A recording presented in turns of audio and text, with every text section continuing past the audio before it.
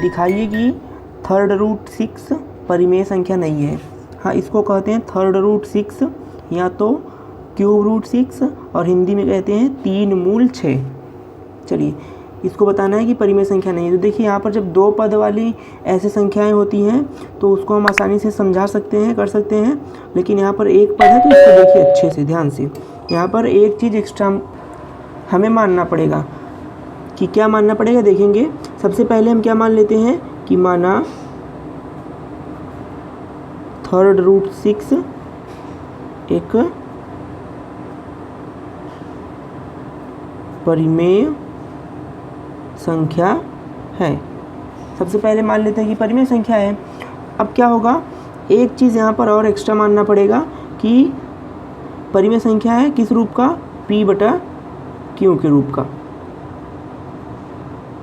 तो ज़्यादा क्या मानना है एक्स्ट्रा, यहाँ पर ये है कि जहाँ p तथा q दोनों, या दोनों मत लिखिए तब भी चलेगा, जहाँ p तथा q सह अभाज्य है, सह अभाज्य संख्याएं हैं। ठीक है, देखिए यहाँ पर यही चीज़ हमने एक्स्ट्रा माना कि जहाँ पर ये दोनों संख्याएं क्या है, सह अभाज्य संख्याएं हैं। तो एक बार फिर से इसको रिपीट करते हैं। क्या माना है हमने कि हमने माना थर्ड रूट 6 एक परिमेय संख्या है p तथा बटा q के रूप का, जहाँ p तथा q दोनों सहअभाज्य संख्याएं हैं तथा p और q दोनों पूर्णांक हैं और q 0 नहीं है। ठीक है, तो अब आगे क्या करेंगे कि जो हमने माना है उसको लिख देंगे। अतः क्या होगा, third root 6 equals to p by q। अब देखिए यहाँ पर क्यूब रूट है, इसलिए दोनों पक्षों का हम क्या करेंगे, घन जब कर देंगे तो इस प्रकार से हो जाएगा थर्ड रूट 6 का क्यूब और यहाँ पर हो जाएगा p बाई q का क्यूब। तो यहाँ पर ये बनेगा, ये देखिए क्यूब से क्यूब ये कट जाएगा, थर्ड रूट क्यूब से कट जाएगा तो बचेगा 6 इक्वल्स टू p क्यूब बटा q क्यूब। ठीक है, अब इसके बाद हम क्या देखेंगे, यहाँ जो q क्यूब है इसको हम क्या लिख सकते हैं, q क्यूब को हम लिख सकते हैं q इंटू क्यू का स्क्वायर, राइट। तो यही हम लिख देंगे। ठीक है, इसको मैं अगली विधि से बताऊंगा, इस क्वेश्चन को मैं 2 विधि से बताऊंगा। तो आइए पहले पहला विधि देखते हैं। तो इसको हम क्या करेंगे, q क्यूब को हम इधर लाएंगे और p क्यूब बाई 6 हो जाएगा यहाँ पर, है ना। तो यहाँ पर एक कथन हम लिखेंगे कि यदि p क्यूब 6 से, क्या माना हमने यहाँ पर कि यदि p क्यूब 6 से विभाजित हो रहा है तो p भी 6 से विभाजित होगा। देखिए हो रहा है ना, p क्यूब बटा 6 का से भाग दिया जा रहा है तो एक देखिए पूरी तरह से विभाजित होकर q क्यूब के रूप में एक नई संख्या मिल रही है इसको भाग देने पर। तो आइए समझते हैं कि हमने लिखा क्या, p क्यूब 6 से विभाजित हो रहा है तो p भी 6 से विभाजित होगा। अब देखिए जब p 6 से विभाजित होगा तो p का कोई अभाज्य गुणनखंड होगा और उस अभाज्य गुणनखंड में 6 यानी कि 6 अवश्य होगा। हम अतः कह सकते हैं कि हमने माना, एक बार फिर से माना कि 6 ये p का जो अभाज्य गुणनखंड होगा वो 6 इंटू एक और क्या होगा हमको नहीं पता है, उसको हम x मान लेते हैं। जैसे कोई संख्या है, मान लीजिए हमारे पास 12 संख्या है, 12 बटा मान लीजिए 3 है, तो हम इसके 12 के अभाज्य गुणनखंड में 3 अवश्य होगा और एक क्या होगा हमें यदि नहीं पता है तो हम x लिख देते हैं, लेकिन हमें पता है तो हम क्या जानते हैं कि और अगला 4 होगा। देखिए 3 इसमें अवश्य उपस्थित होगा। इसी तरह से जब p 6 से विभाजित हो रहा है तो p के अभाज्य गुणनखंड में 6 अवश्य उपस्थित होगा। अतः हमने माना कि p बराबर 6x, p equals to 6x। तो यहाँ पर हो जाएगा, इसमें रखने पर इसको मान लीजिए इक्वेशन 1 इक्वेशन 2, सुविधा होगी, आसानी होगी हल करने में। तो समीकरण 2 का मान 1 में जब रखेंगे तो हो जाएगा q का क्यूब इक्वल्स टू p का क्यूब बाई 6। इसी में हमको रखना है, ये समीकरण 1 है। इसमें जब रखेंगे तो क्या हो जाएगा, ऐसा कुछ हमें प्राप्त होगा। है ना। हमने किया क्या कि यहाँ पर देखिए p क्यूब है तो हमने p का मान इतना लिया था, इतना हमने p की जगह रख दिया और क्यूब था तो क्यूब कर दिया। देखिए इससे क्या हो रहा है, अब आगे हम देखेंगे, जब आगे हम हल करेंगे तो होगा क्यू क्यूब इक्वल्स टू 6 का क्यूब करना है तो 6 इंटू 6 हो जाएगा और इसका हो जाएगा x का क्यूब अपॉन 6। ये 6 से 6 कट जाएगा, बचेगा 6 इंटू 6 इंटू एक्स का क्यूब। तो यहाँ पर हम क्या करेंगे कि 6 से इसको हम डिवाइड कर देंगे, क्यूब बाई 6 इक्वल्स टू यहाँ पर बचा क्या 6x क्यूब, क्या बचा 6x क्यूब। देखिए हमने 6 से ही सिर्फ क्यों डिवाइड किया, ये भी 6 इसलिए नहीं लिया क्योंकि यहाँ पर हम एक बार 6 से डिवीज़न दिखा चुके हैं तो आगे भी हमको 6 से ही दिखाना है, ठीक है। तो अब देखिए यहाँ पर जरा सा विरोधाभास क्या हो रहा है कि यहाँ पर हम कथन लिखेंगे कि यदि, देखिए अब यहाँ पर हमने किया क्या कि ये तो आप समझ ही गए हैं कि क्यूब भी 6 से विभाजित होगा, और विभाजित इसलिए होगा क्योंकि यहाँ पर देखिए इसमें 6 से डिवाइड लगाया गया है और इसके बराबर कोई एक संख्या निकल के आई हुई है। अब यहाँ पर क्या है, समीकरण 1 तथा समीकरण 3 से स्पष्ट है कि P तथा Q दोनों का एक उभयनिष्ठ गुणनखंड है, ठीक है, जो हमारी कल्पना का विरोध कर रहा है, अतः थर्ड रूट 6 एक परिमेय संख्या नहीं है। अच्छा अब ये फिर से समझिए कि कल्पना का विरोध किस प्रकार से हो रहा है। हमने क्या माना था कि P तथा Q दोनों सहअभाज्य संख्याएं हैं, तो सहअभाज्य संख्याएं क्या होती हैं, ऐसी संख्याएं जिनका कॉमन मल्टीपल्स ना हो, एक के अतिरिक्त यानी 1 के अतिरिक्त कोई कॉमन मल्टीपल्स यानी उभयनिष्ठ गुणनखंड उपस्थित न हो, तब हम उन संख्याओं को क्या कहते हैं, अभाज्य संख्याएं, सहअभाज्य संख्याएं कहते हैं। जैसे एक मान लीजिए हो गया 8 और एक हो गया 9, ठीक है। अब ये दोनों संख्याएं सहअभाज्य हैं, क्यों, क्योंकि इसका जो उभयनिष्ठ गुणनखंड अभाज्य गुणनखंड होगा वो कितना होगा 2 इंटू 2 इंटू 2 और इसका कितना होगा 3 इंटू 3। देखिए इसमें 2 2 है, इसमें 3 3 है, ऐसा कोई संख्या नहीं है जो दोनों में उपस्थित है ना। तो इन प्रकार की संख्याओं को क्या कहते हैं, सहअभाज्य। एक और उदाहरण लेकर के देखते हैं, एक ले लीजिए 14 और एक ले लीजिए 25, ठीक है। अब देखिए ये क्या होगा, इसका अभाज्य गुणनखंड 2 इंटू 7 और इसका क्या होगा 5 इंटू 5।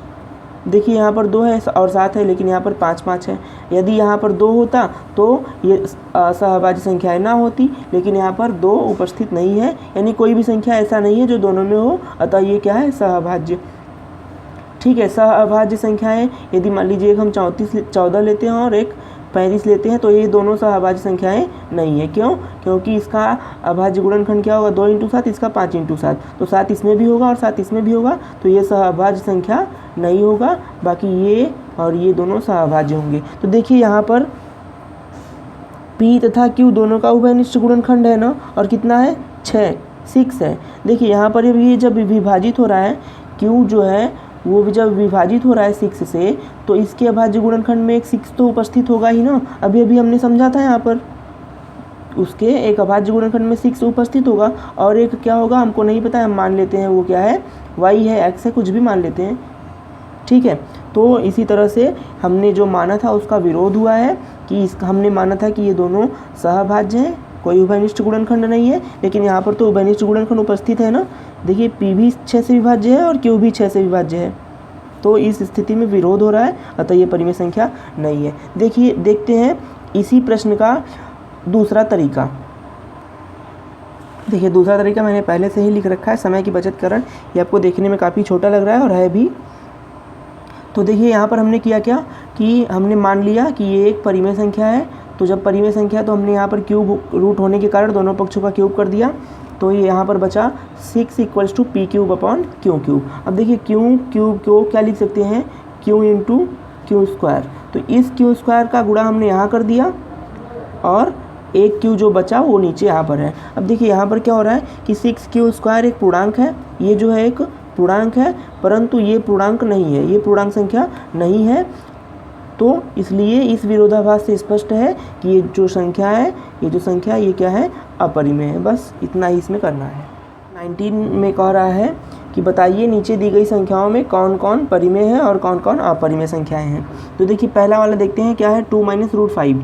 ये देखिए कैसे होगा कि ये एक परिमेय संख्या और ये एक अपरिमेय संख्या है। आप जानते हैं कि जब एक परिमेय संख्या में से अपरिमेय संख्या को घटाया जाता है तो जो अंतर आता है यानी कि जो आंसर आता है वो क्या होता है, सदैव एक अपरिमेय संख्या होता है। तो ये घटाया गया तो ये क्या होगा, अपरिमेय होगा। अगला देखिए इसको थोड़ा सा हम हल कर लेते हैं। तो जब हल करेंगे क्या होगा, 3 + √23 और ये माइनस है तो -√23। देखिए यदि ये माइनस यहाँ होता तो अंदर गुणा होता, लेकिन यहाँ है इसलिए नहीं होगा, तो ये कैंसिल होगा, बचेगा सिर्फ और सिर्फ 3। तो 3 क्या है, एक स्पष्ट है ना, 3 एक परिमेय संख्या है, ये एक परिमेय है। अगला देखते हैं, इसको जब थोड़ा सा और हल करेंगे तो देखिए √7 से √7 कैंसिल हो गया, बचा 2/7। 2/7 कैसी संख्या है, एक परिमेय संख्या है। नेक्स्ट देखते हैं, यहाँ पर देखिए रूट लगा हुआ है, तो परिमेय संख्या में जब अपरिमेय संख्या से भाग दिया जाता है तब भी क्या होता है, अपरिमेय संख्या ही होता है। ये भी क्या होगा, इसलिए अपरिमेय। और ये अपरिमेय क्यों है, क्योंकि ये रूट लगा हुआ है और ये जो उसके अंदर की संख्या है वो पूर्ण वर्ग नहीं है। अब देखिए ये क्या है, 2π। जो पाई होता है वो एक अपरिमेय संख्या होता है, ठीक है, जानना पड़ेगा आप कि जो पाई होता है वो एक अपरिमेय संख्या होता है। तो पाई में यानी कि अपरिमेय संख्या में परिमेय संख्या से गुणा किया जाएगा तब भी क्या होगा, अपरिमेय ही होगा। ठीक है, आपको जानकर हैरानी होगी कि जो पाई होता है वो अपरिमेय होता है, लेकिन जो पाई का मान होता है वो परिमेय होता है। जैसे पाई का मान क्या होता है, 22/7, ये परिमेय है, और ये जो पाई है ये क्या है, अपरिमेय है। तो ये सारा हो गया आपका। इसमें कहा है निम्नलिखित व्यंजकों में से प्रत्येक व्यंजक को सरल कीजिए। हल करना है, हल करके इसका वैल्यू बताना है क्या होगा। तो इसको चलिए चेक करते हैं। तो क्या होगा, इसका मल्टीप्लाई एक बार इसमें होगा और इसी का एक बार इसमें होगा। तो ये जब 3 का 2 में होगा तो हो जाएगा 6, और 3 का √2 में होगा, देखिए प्लस प्लस से प्लस और हो जाएगा 3√2। देखिए थर्ड रूट नहीं है, 3√2 है, 3 × √2 है। फिर क्या होगा, अब इसका मल्टीप्लाई एक बार इसमें होगा और एक बार इसमें होगा। तो यहाँ पर प्लस प्लस से प्लस हो जाएगा, 3 का इसमें मल्टीप्लाई करेंगे तो देखिए 2 × √3 हो जाएगा, यानी कि 2√3 हो जाएगा। और जब √3 का √2 में मल्टीप्लाई करेंगे तो प्लस प्लस से पहले तो प्लस हो जाएगा, और जब इसका मल्टीप्लाई करेंगे देखिए नंबर ऑफ रूट्स इक्वल है, यानी कि दोनों ही स्क्वायर रूट है, इसलिए क्या होगा, स्क्वायर रूट हो जाएगा और अंदर की जो नंबर्स हैं, संख्याएं, उनका गुणा हो जाएंगी। तो 3 का 2 में 6 हो जाएगा। इसको जब थोड़ा सा हम और हल करेंगे, अरे इसको आगे हम नहीं हल करेंगे, आगे हम कॉमन ही ले सकते हैं और फिर से वही आ जाएगा हमारा। तो आगे हमको हल नहीं करना है, बस यही क्या होगा, आंसर हो जाएगा। ठीक है, देखते हैं सेकंड, दूसरा क्या दिया हुआ है, 3 + √3 और दूसरे ब्रैकेट में 3 - √3। तो देखिए a + b और a - b का फार्मूला बन रहा है। तो a की जगह 3 है और b की जगह √3 है। तो इसको हम कैसे हल करेंगे, a² - b² बन जाता है किसका फार्मूला, a + b और a - b का। a की जगह 3 है, b की जगह √3 है, तो यहाँ पर a की जगह 3 रख देना है, यानी कि 3 का स्क्वायर, और माइनस है तो माइनस, b की जगह √3, तो √3 का स्क्वायर। ये क्या हो जाएगा, 3 का स्क्वायर 9 और माइनस 3 का स्क्वायर 9 और √3 का स्क्वायर रूट हट जाएगा, बचेगा 3। तो 9 में से 3 जाएगा, बचेगा 6। यही होगा आंसर। तीसरा क्वेश्चन है √5 + √2 का होल स्क्वायर। तो इसको हल करेंगे, देखिए a + b के होल स्क्वायर की तरह है। a + b का होल स्क्वायर का फार्मूला क्या होता है, a² + b² + 2ab। तो यहाँ पर बनेगा a की जगह √5 है और b की जगह √2 है, तो रख देना है हमको इस फार्मूला में। तो यहाँ पर जब रखेंगे तो क्या हो जाएगा, a की जगह √5, तो √5 का स्क्वायर, प्लस है तो प्लस, b की जगह √2 उसका स्क्वायर है तो इसका भी स्क्वायर कर देंगे, प्लस 2 है तो 2 × a की जगह √5 × b की जगह √2। इस तरह से तो जब इसको और हल करेंगे तो जब √5 का स्क्वायर करेंगे तो रूट हट जाएगा, सिर्फ बचेगा 5 प्लस √2 का स्क्वायर करेंगे तो 2 हट जाएगा, रूट हट जाएगा सॉरी, और बचेगा 2 प्लस यहाँ पर हो जाएगा 2 और 5, ये दोनों स्क्वायर रूट है तो हम क्या करेंगे स्क्वायर रूट लिख देंगे और अंदर की जो संख्या है उनका गुणा हो जाएगा। तो 5 का जो 2 में होगा तो 10 हो जाएगा। तो ये होगा 5 और 2 7 प्लस 2√10, यही होगा हमारा आंसर। देखिए अगला क्वेश्चन है √5 माइनस √2 और दूसरे ब्रैकेट में √5 प्लस √2। तो यहाँ पर देखिए a minus b a plus b का फार्मूला बन रहा है। इसका फार्मूला होता है क्या है, a² माइनस b², इसी का फार्मूला है ये। तो a की जगह √5 है और b की जगह √2 है, तो इसी में रख देना है हमको इसमें। तो जब रखेंगे तो क्या हो जाएगा, a की जगह √5 का स्क्वायर और माइनस b² मतलब √2 का स्क्वायर माइनस √2 का स्क्वायर। तो ये हो जाएगा 5 माइनस 2 इक्वल्स टू 3। यही रहा हमारा आंसर। देखते हैं क्वेश्चन नंबर 21। उत्तरोत्तर आवर्धन करके संख्या रेखा पर 3.765 को देखिए। उत्तरोत्तर आवर्धन क्या होता है पहले उसको देख लेते हैं कि संख्या रेखा यदि हम बनाते हैं तो जो संख्याएं होती हैं 1 से लेकर के मान लीजिए ये 2 है, आगे 3 4 ऐसे होगा, तो 1 से तुरंत 2 नहीं हो गया है, इसके मध्य 1.1 होगा, फिर 1.2 होगा, 1.3 होगा, ऐसे करते करते 1.9 होगा, तब जा कर के ये 2 हुआ है। समझ गए, 1.4, ठीक है। इसी तरह से इतना हुआ है तब जा कर के 2 हुआ है, अचानक से 2 नहीं हुआ है। ये जो संख्या रेखा होता है ना, ये बहुत सघन होता है, बहुत अधिक संख्याएं होती हैं इनके मध्य। हम लिखने के लिए सरलता से लिख देते हैं 1 और 2 तुरंत, लेकिन बहुत ही ज़्यादा संख्याएं होती हैं, बहुत ही सघन होता है ये संख्या मध्य रेखा। तो चलिए यहाँ पर आप समझें, और इसी की तरह हम इन दोनों को लेते हैं 1.2 और 1.3। ये तुरंत ही नहीं हुआ होगा, मान लीजिए 1.1 यहाँ है और 1.3 यहाँ है, सॉरी 2 और 3 यहाँ है, तो ये तुरंत ही 1.2 से 3 नहीं हुआ होगा, 1.21 हुआ होगा, फिर 1.22 हुआ होगा, 1.23 हुआ होगा, फिर 1.24, फिर हुआ होगा 1.25, फिर हुआ होगा 1.26, फिर 1.27, फिर 1.28 और फिर हुआ होगा 1.29, फिर जाकर के हुआ होगा 1.3। ये जब 10 हुआ होगा 9, तो ये 1 इसको दे दिया होगा, ये हुआ 3 और 0, ठीक है। इस तरह से हुआ होगा। इसी तरह से हम चाहें तो 1.21 से लेकर के 1.22 तक कैसे हुआ इसको भी देख सकते हैं। तो आइए इसी विधि से, इसी को कहते हैं उत्तरोत्तर आवर्धन विधि। इसी विधि से हमको क्या करना है, संख्या रेखा पर इसको दिखाना है। तो हम क्या करेंगे, सबसे पहले एक संख्या रेखा का निर्माण कर लेते हैं और इसको लिख देते हैं 0 1 2 3 4 और 5 ... ऐसे चलता जाएगा। तो 3.4 होगा, 765 होगा, वो कहीं इन दोनों के मध्य ही होगा। देखिए 7 है ना, 3.7 हुआ होगा। जिस तरह से यहाँ देखिए 1 से 2 होने के लिए 1.7 हुआ है, ऐसे ही 3 से 4 होने के लिए कहीं ना कहीं 3.7 हुआ होगा।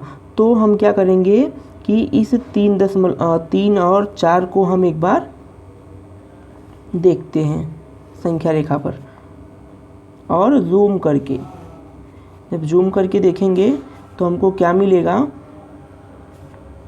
ये रहा मान लीजिए 3.1 और ये रहा 4,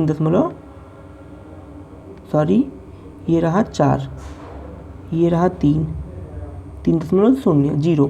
तो यहाँ पर हुआ होगा 3.1, फिर यहाँ हुआ होगा 3.2, फिर यहाँ हुआ होगा 3.3, यहाँ हुआ होगा 3.4, फिर हुआ होगा 3.5, 3.6, 3.7, 3.8 और 3.9 हुआ होगा, फिर हुआ होगा 4।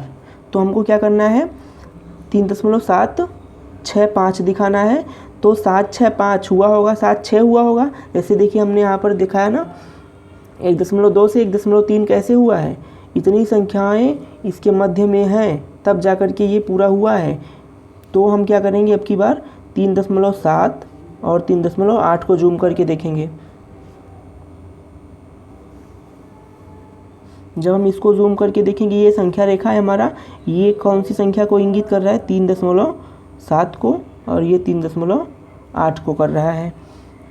तो अब यहाँ पर क्या हुआ होगा, 3.71 यहाँ है, 3.72 यहाँ हुआ होगा, 3.73 यहाँ, 3.74 यहाँ, 3.75 यहाँ, 3.76 यहाँ, 3.77 यहाँ पर, 3.78 और यहाँ पर 3.79, तब जा कर के हुआ होगा 3.8। ठीक है, अब हमको क्या करना है, 3.765 दिखाना है। तो 7,6 कहाँ है, यहाँ है, 765 और 7 तक देखते हैं जूम करके। ये सीधी रेखा होनी चाहिए, संख्या रेखा है, ये है और अगला पॉइंट ये है। ये क्या है, 3.76 और ये क्या है, 3.77, ये है।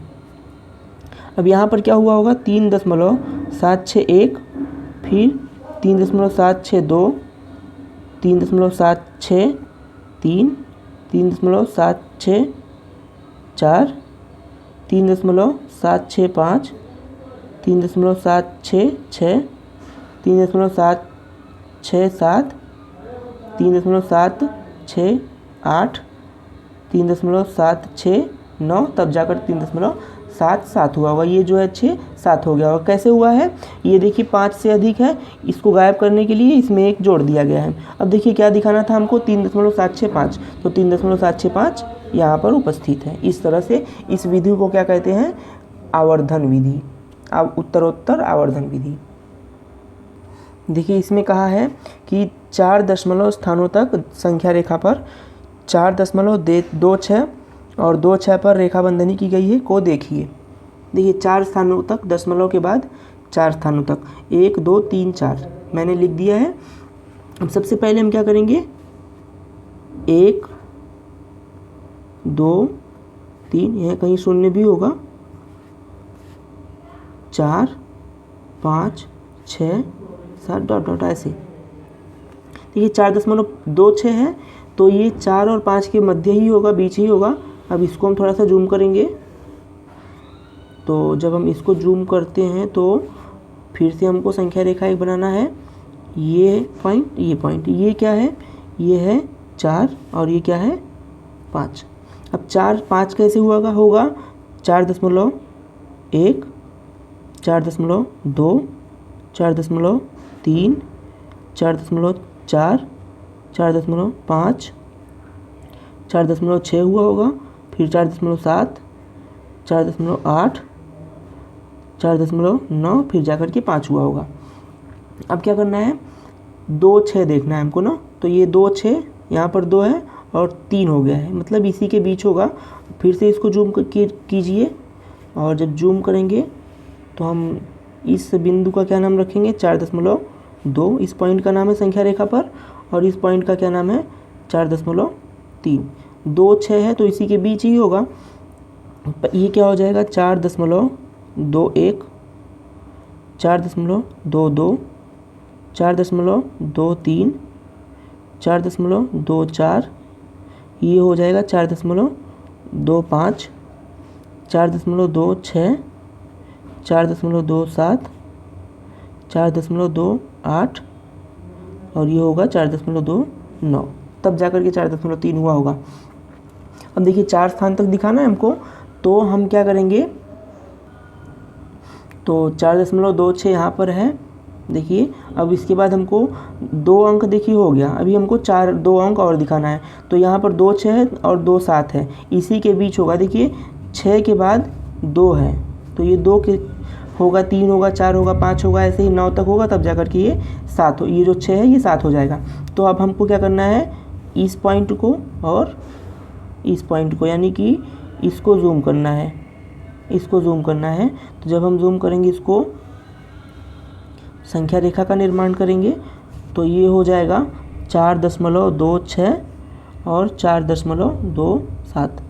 ये वाली जो संख्या होगी पॉइंट होगा ये 4.261, 4.262, ये होगा 4.263, 4.264, 4.265, 4.266, 267, 4.268 और ये हुआ होगा 4.269। तब जा कर के ये देखिए 9 हो गया ना। अब ये 5 से अधिक है, इसको गायब करने के लिए हम क्या करेंगे, इसके एक पहले हम जोड़ देंगे 1, तो ये हो जाएगा 7। मतलब अगला जो पॉइंट होगा 4.27 होगा। तो देखिए हमको क्या करना है 4.26, तो 2 6 हमने दिखा दिया। अब 2 है, 2 6 2, 2 6 2, तो 2 6 2 यहाँ पर है, यहाँ पर, और आगे क्या है 6 है, तो 2 6 2, 6 कैसे होगा इसके बाद, इसके आगे 2 6 1, 2 6 2, 2 6 3 ऐसे हुआ होगा। ठीक है, तब जाकर के ये 3 हो गया होगा। तो इसको फिर से हम जूम करेंगे और संख्या रेखा बनाएंगे। तो ये जो बिंदु होगा वो 4.262 होगा और ये जो बिंदु होगा वो 4.263 होगा। देखिए हमने इन्हीं दोनों को क्यों लिया, क्योंकि हम जानते हैं कि 4.26 2 और 6 है, क्या है 4.2626 हमको दिखाना है। तो इतना तो हमने दिखा दिया था यहाँ पर। ठीक है, अगला संख्या क्या है 6, चौथा अंक जो है वो क्या है 6 है। तो यहाँ पर 4 अंक तो है नहीं कहीं। अब देखिए लेकिन यहाँ पर 3 है, 4.263। अब ये हुआ होगा, ये इसको देखते हैं 4.262 को, ये हुआ होगा 4.2621, फिर 4.2622, फिर 3 4 5 6 7 8 9 हुआ होगा। तब जा कर के हुआ होगा 4.2623, ऐसे ही ना हुआ होगा। ठीक है, तो इसी को हम जूम कर रहे हैं अब की बार। तो यहाँ पर हो जाएगा 4.2621। देखिए इस प्रकार से मैंने लिख दिया। ऊपर नीचे मैंने इसलिए लिखा ताकि समझने में कोई प्रॉब्लम ना हो, आपको स्पष्ट दिखे ये, और मैं उम्मीद करता हूँ आपको दिख भी रहा है स्पष्ट। तो ये जा कर के हम पूछा था 4.2626, तो यहाँ पर हमको मिला है 4.2626। तो संख्या रेखा पर इसी स्थान पर वो उपस्थित है, देख लीजिए इस जगह पर। ठीक है, कैसे किया गया, बिल्कुल इजी है। हम जूम करते गए, एक यहाँ से यहाँ तक हम जब देखेंगे, मैंने बताया कि संख्या रेखा बहुत सघन होती, बहुत ही संख्याएं होती हैं। तो यहाँ पर जब हम जूम करके देख रहे हैं तो हमको इस तरह से दिखाई दे रहा है, 1 2 3 4 5 6 7 8 9 हुआ। तब जाकर के 2 के बाद ये जो 2 है वो 3 हुआ है। ठीक है।